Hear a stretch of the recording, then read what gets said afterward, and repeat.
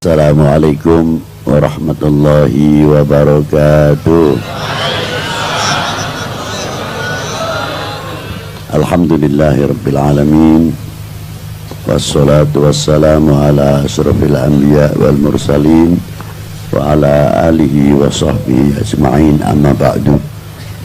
Yang saya hormati, yang saya banggakan para sesepuh, ini sepuh, para alim ulama, para ibu nyai, para santriwan, santriwati, pimpinan Nahdlatul Ulama, sabanon-banonnya, dan yang saya hormati Bapak Kapolres, Bapak Dandim atau yang mewakili bapak-bapak dari instansi pemerintahan sipil TNI Polri, juga yang saya hormati Pak Camat, Pak Danramil, Pak Kapolsek serta jajarannya, saudara-saudaraku Banser, Ansor, dan yang saya hormati bapak-bapak dari kepala kelurahan atau kepala desa seperangkatnya, panitia penyelenggara dalam berkah bersolawat, hadirin wal hadirat rahimakumullah.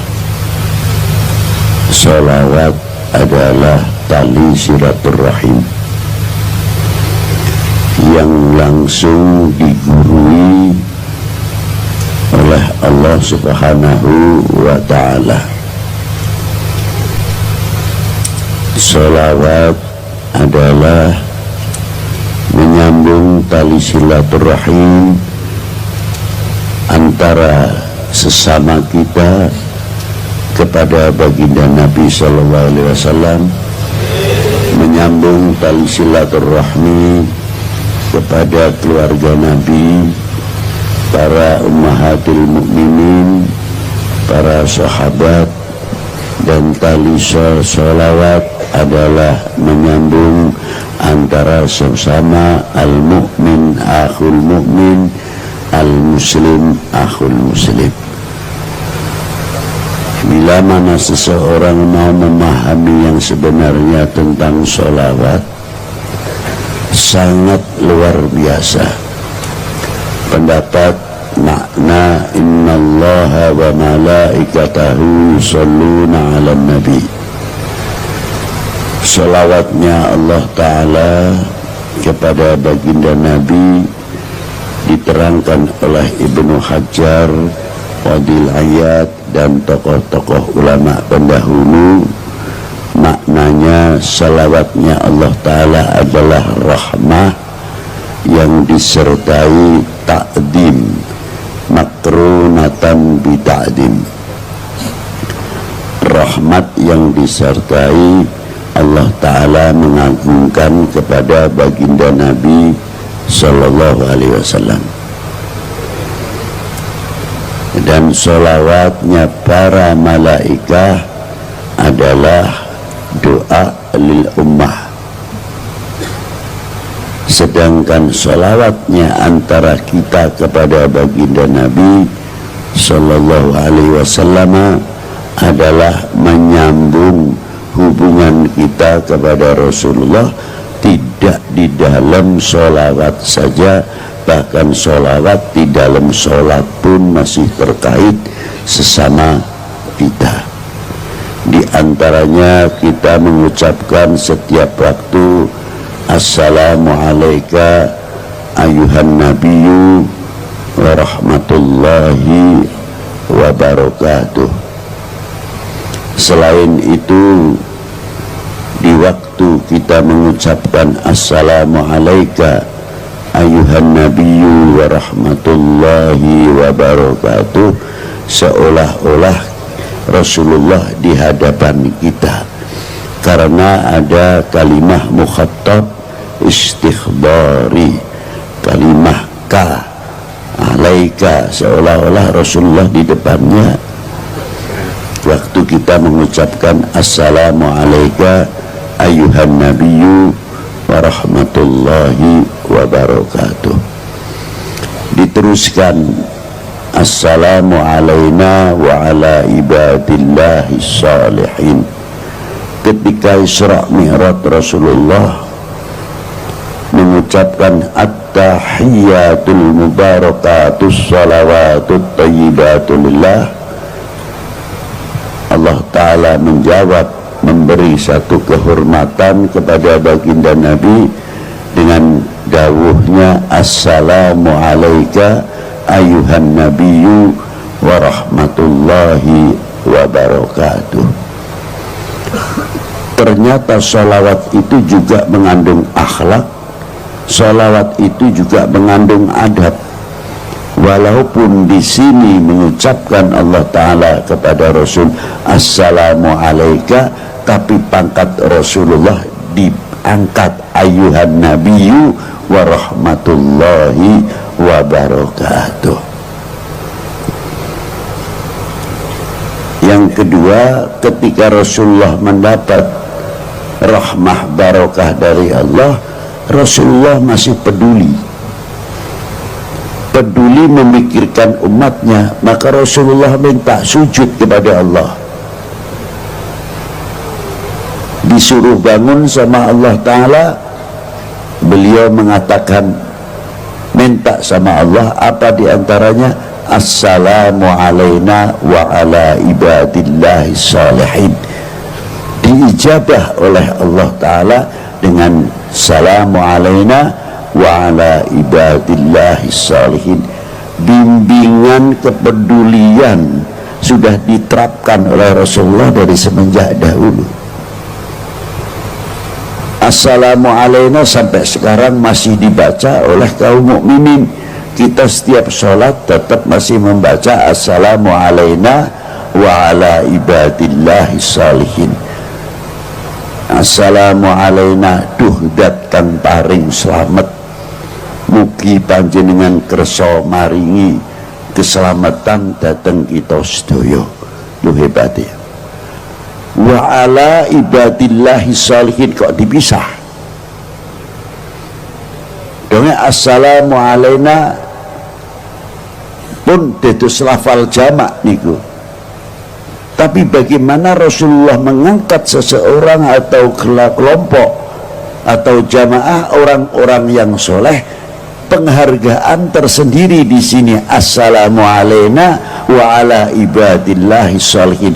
Padahal kalimah assalamu alayna sudah jamak. Nah sekarang kita bagaimana cara mengucapkan assalamu alayna wa ala ibadillahi sholihin, sejauh mana kita kepedulian terhadap sesama muslim. Al mu'min akhul mu'min, al muslim akhul muslim. Kalau mengerti makna assalamu alayna wa ala ibadillahi sholihin, insya Allah sesama kita itu tidak akan saling mencemooh atau saling mencaci atau saling memfitnah dan lain sebagainya. Karena apa? Kita selalu mengucapkan assalamu alayna wa ala ibadillahi itulah bersambung hubungan al-ukhuwah ini.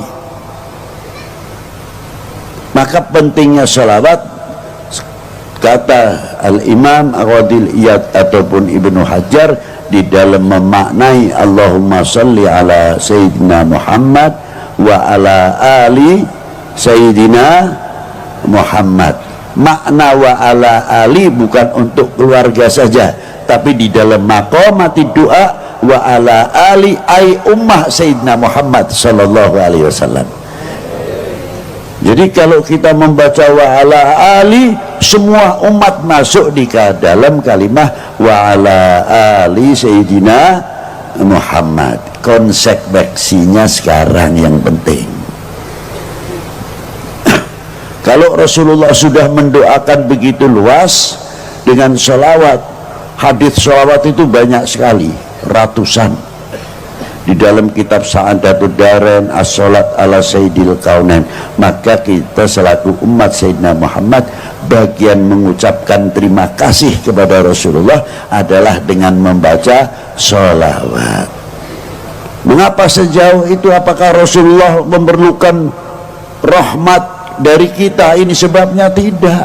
Walaupun itu doa, Rasulullah sudah kaya rahmat dari Allah Subhanahu wa ta'ala. Tapi mengapa kita masih mendoakan kepada Rasulullah dengan selawat? Artinya itu balik ke kita semuanya.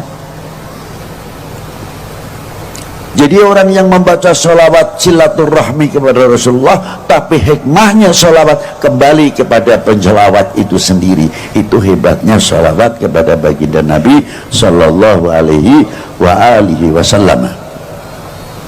Yang kedua, mengucapkan terima kasih. Terima kasih kepada Rasulullah, apa diantaranya? Kita tahu iman Islam dari mana? Kalau tidak menjadi umatnya Rasulullah SAW. Dan ketika kita menjadi umatnya Rasulullah, karena tahu kita beriman dengan lahirnya Rasulullah SAW, sehingga kita bisa membedakan mana yang hak dan mana yang batil, mana yang halal dan mana yang haram, dan mana yang makruh subhat dan lain sebagainya. Tanpa sebab kita mengenal Rasulullah, mana mungkin kita kenal semuanya itu. Dengan sebab kita kenal sama Rasulullah, kita ngerti taat kepada Allah, taat kepada Rasulnya, taat kepada kedua orang tua, taat kepada pemerintahnya, taat kepada negaranya, dan mengerti hubul watan minal iman. Dan kita mengerti atiullah wa atiur rasul wa ulil amri minkum, sampai kita mengerti ala inna awliya Allah la khaufun alaihim wa lahum yahzanun alladzina amanu wa kanu yattaqun innama yahsyallahu min ibadihil ulama. Sebab kita kenal kepada baginda Nabi sallallahu alaihi wasallam. Nah, sejauh mana kita ngerti terima kasih? Tidak cukup kepada Rasulullah sallallahu alaihi wasallam saja, karena kita kenal iman wal Islam sebab turun temurun, artinya dibawa oleh para pewaris Nabi sallallahu alaihi wasallam. Maka pantas Gus Miftah tadi mengatakan dalam hadis yang paling berbahaya, saya paling takut mendengar hadis itu. Bila mana umat ini sudah lari dari ulama, akan tiga perkara akan diturunkan oleh Allah. Yang pertama, yarfa'ullahul barokah, diangkatnya barokah min ma'isyatihi, dari dunia perdagangannya. Kalau sudah berbicara dunia perdagangannya sangat kompleks. Karena apa sekarang mudah dipecah belah menjadi umat? Sebab apa sekarang menjadi bangsa yang mudah dipecah belah? Karena kita jauh dari ulama. Kalau sudah jauh dari ulama, bumi pun ikut panas, bukan manusianya saja yang panas. Dikira apa? Yang mudah dibenturkan. Dulu waktu kecil saya, kebone dewe niku ana alang-alangi tak bakar, itu kering setengah mati, mlepes, malah mlepes. Lha saiki aja maneh sing kering, sing ijo dibakar gampang. Bumine padha ae kejabut rahmah, kejabut barokah. Sebab apa? Kita lari dari al ulama. Sebab apa? Di zaman pada waktu oknum pada waktu zaman Bani Umayyah, setelah wafatnya Sayyidina Ali, padahal kurang apa umat pada waktu itu? Kurang nopo umat yang zaman semonten badani Sayyidina Ali? Bani Umayyah hebat luar biasa, ulama ora kurang, jago hadis, jago tafsir luar biasa, wong isih top-top.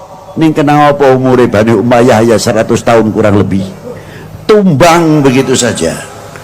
Padahal sampai kekuasaannya sampai Spanyol pada waktu itu, 350 tahun Islam di Spanyol. Wassalam, ulama isi akeh. Jamane zaman saiki ulama sing pentolan-pentolan wis akeh diurai neng. Coba di zaman Bani Abbas, setelah tumbangnya Bani Umayyah, berapa keturunan baginda Nabi para habaib sing dipotong lehernya, dikejar-kejar, bukan sedikit. Dan ulama-ulama pada waktu itu juga tidak sedikit. Sampai terkenal di zaman Bani Abbas, 1001 malam di Baghdad, hancur Harun ar-Rasyid. Sampai turun temurun, wassalam, kerajaan. Karena apa sebabnya? Lari daripada ulama. Kuncinya di situ. Maka saya kagum secara pribadi maupun secara membaca tarikh, sejarah. Ini perlu anak-anak muda. Saya malam ini walaupun sudah malam masih bangga sekali. Kalau orang tua saya tidak nyepelekan, orang tua sudah jelas. Ini yang paling 80% di sini adalah kaula muda.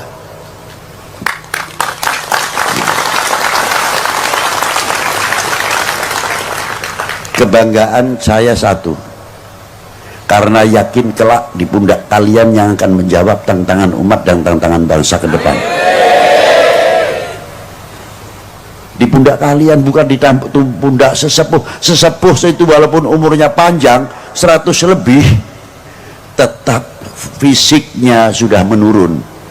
Tapi kalian yang harapan kami semuanya untuk ke depan, untuk memajukan umat ini, untuk memajukan bangsa ini. Apalagi kalau kita ceritakan berkoh. Wah, aneh kok berkoh ya. Apa? Berokah niku barokah karepe ngono lho. Muga-muga dadi desa sing barokah, barakatus sholawat. Allahumma amin. Itulah. Nanti saya singgung berkah ono apa. Salawat melek. Nah, terus ulama-ulama itu karena beliau pada waktu itu sampai dari Spanyolnya, Bani Abbas, oknum-oknumnya tumbang semuanya. Kurang apa? Maka ulama-ulama dari ahli baitin Nabi sallallahu alaihi wasallam diantaranya, dan ulama-ulama yang lain wis mlebu ring Indonesia. Bahkan ada Sultan Mahmud yang dimakamkan di Tanjung, daerah Barus, sedo pada tahun 768 Masehi. Berarti Bu, ning zaman Sayyidina Ali sudah ada yang masuk ke Indonesia. Orang luar biasa nih ke Indonesia loh. Kita mesti ini bangga itu. Tanjung itu mana? Di Tapanuli, dekat. Makamnya di atas Ngungkuli Manjati Murio. Dan yang keturunan dari Sayyidina Husain terus dibawa Imam Muhammadil Baqir, Ali Ja'farus Shadiq, Imam Ali Al-Uraidi, sampai Imam Ahmad Al-Muhajir, sampai panjangannya Syed Muhammad Syekh Marbat mempunyai putra Amir Abdul Malik dan mempunyai putra Imam Abdullah Udmat Khan bin Alwi Amal Faqih. Niku sing pertama kali masuk ten India, ten Hyderabad. Dari keturunan beliau Imam Abdullah Udmat Khan, ibunya Putri Ratu Hyderabad, punya anak Imam Ahmad Shah Jalal. Lah ini yang kita menjadi contoh luar biasa. Ulama besar min ahli baitin Nabi sallallahu alaihi wasallam, beliau masuk ke daerah Cham atau Champa. Daerah Champa dan daerah Annam sekarang masuk wilayah Vietnam. Nah, Champa niku terkenal putri Cempone. Champa maupun Annam agamane sih beda. Ning Champa karo Annam saagama, setiap tahun perang mendino niku kena doneke ben wulan sing ngathahake korban. Tidak pernah putus. Saagama, sak bangsa. Masuklah Imam Ahmad Shah Jalal. Begitu masuk dengan akhlaknya dan adabnya yang luar biasa, mendapatkan simpati dari Raja Cham maupun Annam. Akhirnya beliau dipilih menjadi raja di Cham dan Annam. Sepakat Raja Champa maupun Annam. Hebat iku sing tak kula hebati ngoten lho. Sing dipilih agamane liya, sing milih agamane liya. Kok bisa lho ora ngoten niku. Niku sing hebat. Dan itu ditiru. oleh wayahipun Imam Ahmad Shah Jalal niku putrane Imam Jamaluddin Husain. Imam Jamaluddin Husain itu yang menurunkan para aulia-aulia yang ada di tanah Jawa, mulai Aceh sampai tekan sak piturute niku kathah 90% putra wayahe Al Imam Ahmad Shah Jalal. Diantara nih nalika masuk Malik Ibrahim benten Jawi Indonesia niki dan Malik Said Ibrahim Asmara Kondi nggawa Jamaatil Kubra, jumlahe ana sing 200 ana sing 90 pirang kapal, mangkane disebut Maulana Maghribi. Maulana Maghribi, Maulana Maghribi. Tutulungan Maulana Maghribi kene tekene, kene kuburane kopiahe, ini kuburane sandale. Boten, Maulana Maghribi bukan telapaan tapi asli kuburan, karena jamaah yang ada di Indonesia ini lebih 400 ulama Al-Maghribi, saking Sadatil Hasan Awil Husaini. Lha niku dadi ono sing nang Bisma, ono sing Pekalongan Dewi, Paninggaran dan sebagainya. Siapa beliau? Min ahli baitin Nabi sallallahu alaihi wasallam. Dados pagere tanah Jawa khususnya lan Indonesia pada umumnya, pagere setiap per kilometer ten pantai utara niki terutama selatan apa malih ora lepas kuburan wali siji, wali siji, wali siji. Napa malih daerah kidul Parang Tritis dan sebagainya sing nurunake diantawisipun Ki Ageng Nis, Ki Ageng Getas, Ki Ageng Selo dari Joko Tarub sak piturutipun. Maka dari itu Indonesia terutama menjadi santer, menjadi punjer, menjadi lopian contoh yang luar biasa fil alam, di dalam dunia ini. Tapi risikonya kok akhir-akhir kok model mudah dipecah belah. Lho niki lah. Aduh, sebab melayu saking para sesepuh, saking para ulama. Padahal para beliau-beliau tidak andil sedikit di dalam memerdekakan bangsa ini dari belenggu penjajah dan kebodohan. Mboten syiarul Islam saja sing kula takoni, awake dhewe kuwi wis tau andil apa, mempunyai kontribusi apa ngisi kemerdekaan iki, sing kula takoni. 45 menangi ora, 47 ora menangi, 48 nang Madiun ada peristiwa apa, kiai luwih 3.000 sing disembelih peristiwa Madiun. Coba awake ora menangi, apa dhewe nurun negakake merah putih, nyeblokake merah putih blas. Napa malih kok zaman semonten sakniki mawon merosotnya nasionalisme, merosotnya memiliki handar beni kecintaan kepada tanah air mulai melentur. Niki sing bahaya. Lho kok iso ngono pripit? Gampang. Ya umpamane bendera diceblokake miring sampai ndeteng kaya iki. Mbok iya medun sing nggang kendaraan atau sing weruh nang kono ditegakake sing lempeng. Kapak-kapak no merah putih niku ada 3 hal di dalamnya: kehormatan bangsa, harga diri bangsa, jati diri bangsa. Ampun ngantos melekat melentur niki ada di dalam merah. Lah niki lah. Makanya tiang yang kuat terhadap cintanya kepada negara pasti orang itu ahli sejarah, mengenal sejarah. Ora beda anak nek taat karo wong tuane temenanan, ngerti perjuangane wong tua. Tapi nek anak orang ngerti perjuangane wong tua, weruhe omahe wis mentereng, sedane ana, kendaraane akeh, begitu ora ana, kakang adik kerah rebutan waris. Itu yang terjadi. Margo si anak ora tahu dididik bagaimana perjuangannya kedua orang tua. Lan itulah. Begitu pula kalau kita sudah mengetahui perjuangan bangsa ini, Ya insya Allah kita tahu akan memperkokoh, memperkuat kesatuan persatuan demi apa? Keutuhan Indo harus kan ngoten.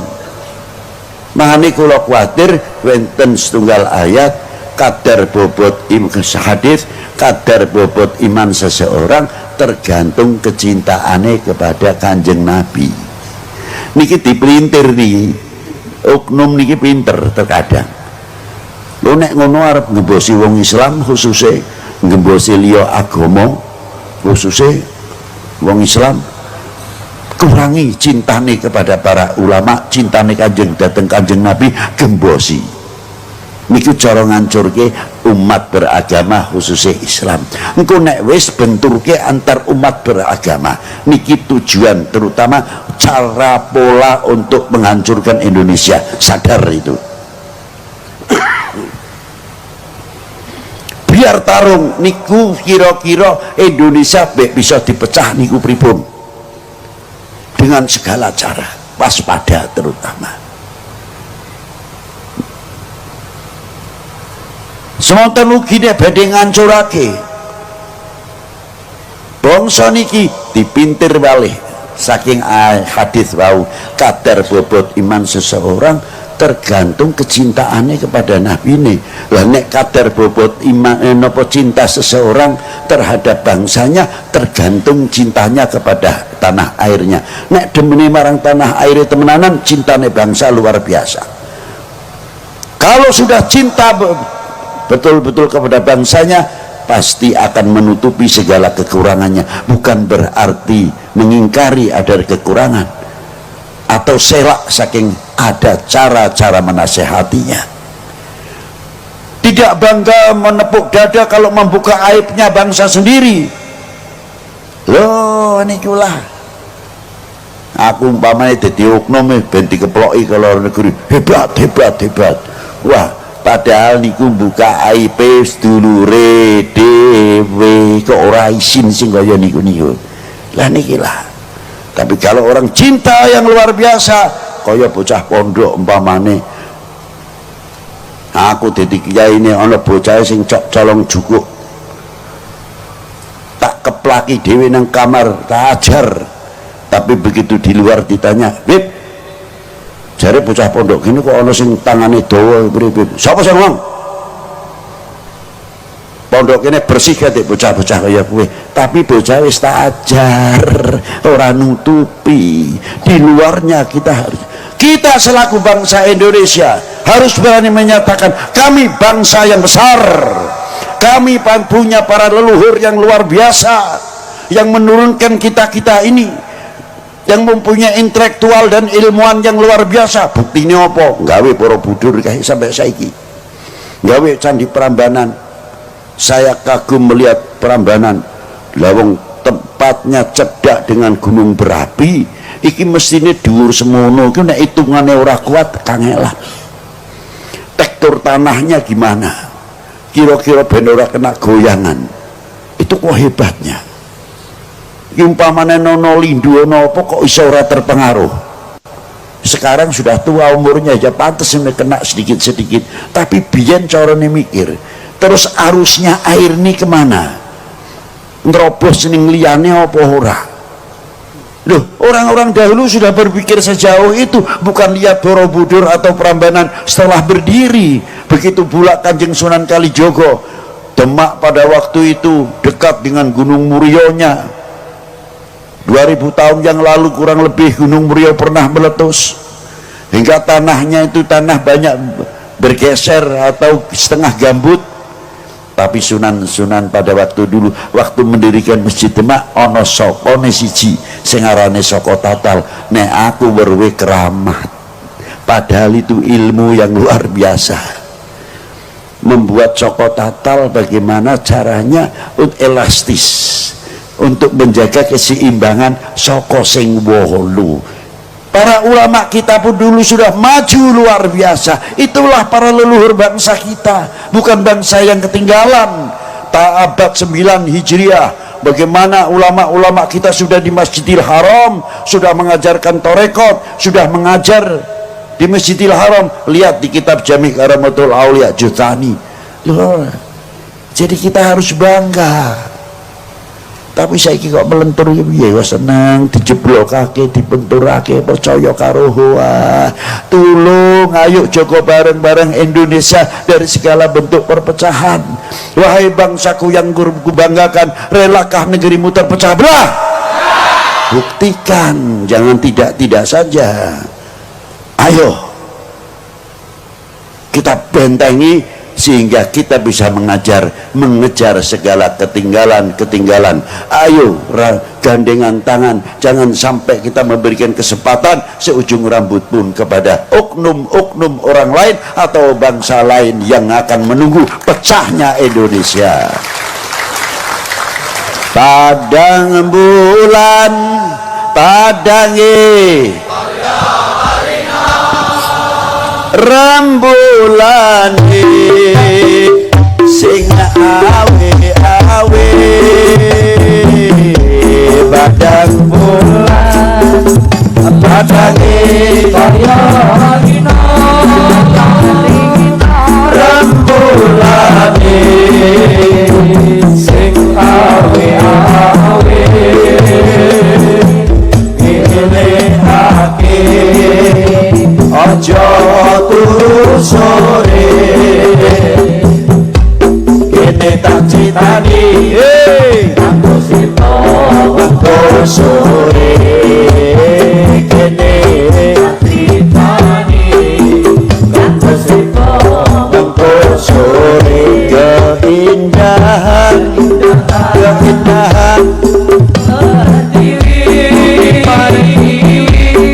terhias untean mutiara,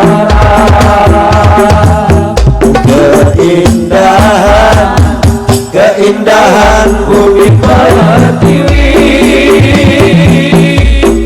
terhias untean mutiara, membangun bangsa yang sejati, harum namanya di Nusantara, harum namanya di Nusantara. Allahumma sholli wa sallim ala sayyidina wa maulana Muhammadin. Allahumma sholli wa sallim ala sayyidina wa maulana Muhammadin. Adada ma fil milal salatan dahimatan bidawani mungkin salatan dahimatan bidawani mungkin jejak para pendahulu, sejarah saksi kehidupannya,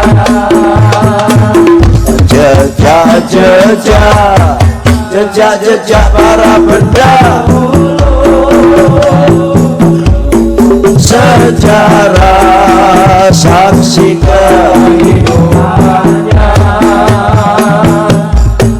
tersurat tersirat masa lalu, jadi bekal penerusnya, jadi bekal penerusnya. Merah putih melekati disinari pancar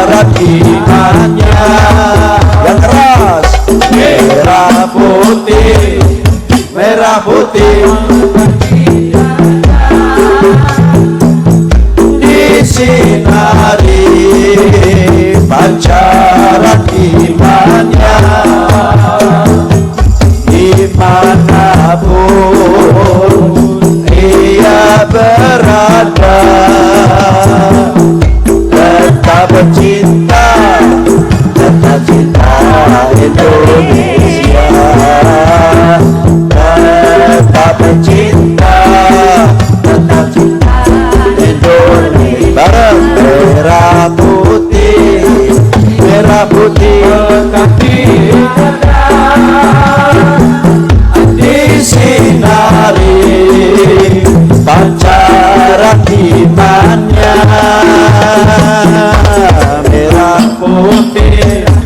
merah putih kaki disinari pancaran imannya, dimanapun ia berada, tetap cinta itu abang keras, tetap cinta Indonesia, tetap cinta Indonesia,